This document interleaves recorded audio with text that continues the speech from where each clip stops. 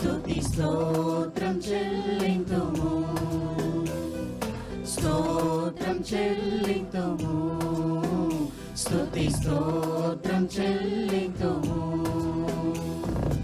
యేసునాథుని మేలులు తలంచి స్తోత్రం చెల్లింతుము, స్తుతి స్తోత్రం చెల్లింతుము. దీవారాత్రములు